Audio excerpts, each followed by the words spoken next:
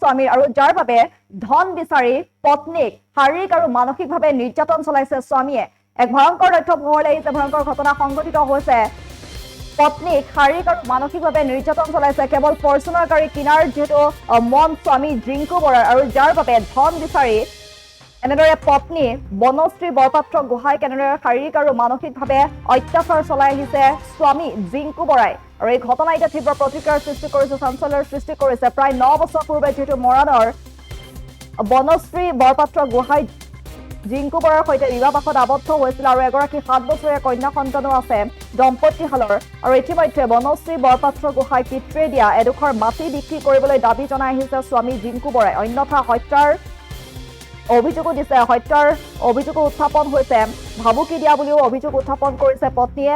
আৰু পত্নীক শাৰীৰিক আৰু মানসিকভাৱে নিৰ্যাতন চলাই আহিছে মাটি বিক্ৰী কৰি ফৰ্চুনাৰ গাড়ী কিনাৰ মন স্বামী জিংকু বৰাৰ। আৰু এই বিষয়ক লৈ যোৱা নিশাও কাজিয়াৰ সূত্ৰপাত হৈছিল আৰু সেই কাজিয়াই ভয়ংকৰ ৰূপ লৈছিলে, মাৰপিট কৰিছিলে, প্ৰচণ্ডভাৱে শাৰীৰিক আৰু মানসিকভাৱে নিৰ্যাতন চলাইছিলে। আৰু কথমপি প্ৰাণ ৰক্ষা কৰি নিজ পিতৃগৃহলৈ পলায়ন কৰি আহিছে বনশ্ৰী বৰাই। আৰু এই ঘটনাই এতিয়া তীব্ৰ প্ৰতিক্ৰিয়াৰ সৃষ্টি কৰিছে, যাৰ বাবে ন্যায় বিচাৰি এতিয়া আৰক্ষীৰ কাষ চাপিছে ভুক্তভোগী মহিলাগৰাকীয়ে, যিটো স্বামীৰ মন ফৰ্চুনাৰ গাড়ী কিনাৰ আৰু যাৰ বাবে পত্নীক শাৰীৰিক আৰু মানসিকভাৱে ধন বিচাৰি নিৰ্যাতন চলাই অহাৰ অভিযোগ উত্থাপন হৈছে। হত্যাৰ ভাবুকি দিয়াৰো অভিযোগ উত্থাপন হৈছে স্বামী জিংকু বৰাৰ বিৰুদ্ধে। যিটো উল্লেখ কৰিব লাগিব, প্ৰায় 9 বছৰ পূৰ্বে যিহেতু মৰাণৰ টিকৰাইৰ বনশ্ৰী বৰপাত্ৰ গোহাঁই নামৰ মহিলাগৰাকীৰ সৈতে বিবাহপাশত আবদ্ধ হৈছিলে জিংকু বৰা আৰু এগৰাকী 7 বছৰীয়া কন্যা সন্তান থকাৰ কথা উল্লেখ কৰিছে।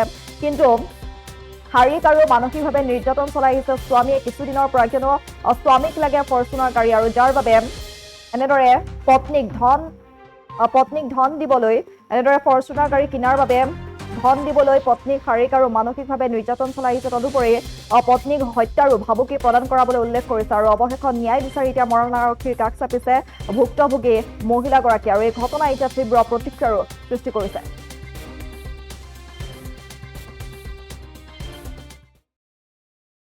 হ'ল বনশ্ৰী বৰপাত্ৰ গোহাঁই। মই বিয়া হৈছোঁ নতুন নগৰলৈ, জিংকু বৰালে বিয়া হৈছিলোঁ। তাৰপিছত এতিয়া কালি বহুত ডমেষ্টিক ভাইলেঞ্চৰ নিচিনা হৈছে, মাৰপিট কৰিছে। মাৰপিট কৰি পিনি এয়া মোৰ গোটেই পৰিস্থিতি, এয়া পূৰা মাৰপিট, এইবোৰ গোটেই কাণে চানে মুখে চুখে দাগ এইবোৰ ফাটি গৈছে। মোৰ হাততো দুখ পাইছোঁ, মই খুচিয়াইছে, মেলিছে, মাৰিছে। কাৰণটো এইটোৱে যে তেওঁক পইচা লাগে। মাটি এডোখৰ আছে, মোৰ দেউতাই দিছিলে, তো সেই মাটিডোখৰ বিকি পিনি তেওঁক ফৰ্চুনাৰ এখন কিনি দিব লাগে। তো নিদিয়াৰ কাৰণে মোক তেনেকুৱা কৰিছে, মাৰপিট কৰিছে। মোৰ দেউতা আৰু মাকো তেওঁ আহি পিনি ৰাতিপুৱা আজি গালি গালাজ কৰিছে, মাৰধৰ কৰিছে। শাহু শহুৰো ঘৰত আছে, তেওঁলোককো হেৰি কৰিছে, অত্যাচাৰ কৰিছে। আগতে নাই হোৱা তেনেকুৱা, এই বিহুৰ পৰাহে হৈছে। কিমান বছৰ হ'ল বিয়া পতা? আমাৰ 9 বছৰ হ'ল এতিয়া। ল'ৰা ছোৱালী 7 বছৰ হৈছে, ছোৱালী এজনী আছে মোৰ, এবাৰ 1লৈ পাইছে। আগতে এনেকুৱা নহয়, আগতে এনেকুৱা নাই হোৱা, কিন্তু এই বিহুৰ পৰা 17 জানুৱাৰীৰ পৰাহে বেছি হৈছে। ইমানেই পৰ্যায় হৈ গৈছে আজি, বহুত অতিৰিক্ত হোৱাৰ কাৰণে মই আইনৰ কাষ চাপিছোঁ। কাষ চাপি পিনি মই ন্যায় বিচাৰিছোঁ যে কিয় হৈছে এনেকুৱা। এজাহাৰ দিছোঁ, এজাহাৰ দি থৈ আহিছোঁ মই, যাতে হেৰি কৰ। মই নিশা এয়া আপোনাৰ তেওঁ আহিলে, নাছিলে ঘৰত নাছিলে। মোৰ ককাইদেউ আৰু 2জন ককাইদেউ গৈ পিনি তেওঁ গৌৰীসাগৰৰ পৰা আনিলে। যিহেতু তেওঁ 3 দিন নাছিলে, তো লৈ অনা হ'ল। আমি সকাম এভাগিও ৰাখিছিলোঁ, তো সকাম ভাগি ৰাখোঁতে তেওঁ কৈছে কি যে সকাম কৰিব নালাগে। তো নলগা দেখি পিনি ভকত ওলাই গৈছে, ভকত গ'লগৈ।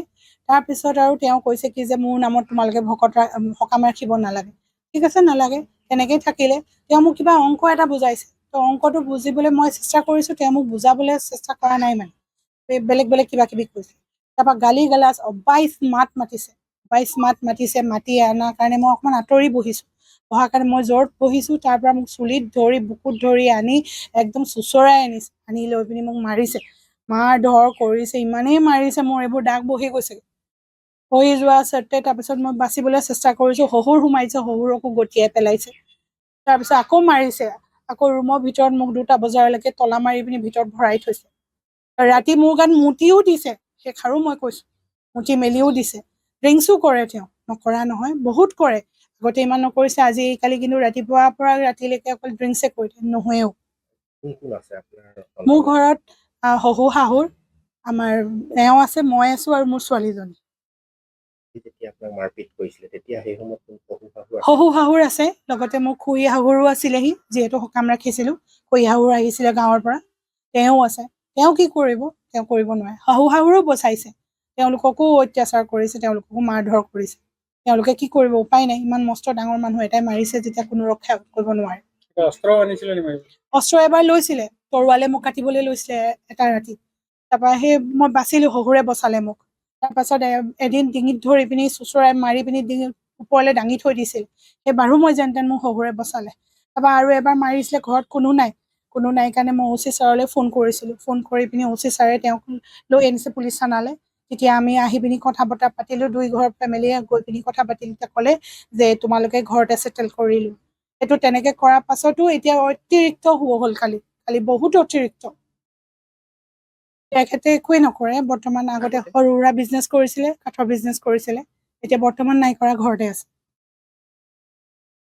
যিকোনো খবৰৰ বাবে যোগাযোগ কৰক 7099017330 লগতে 7099017110 নম্বৰত।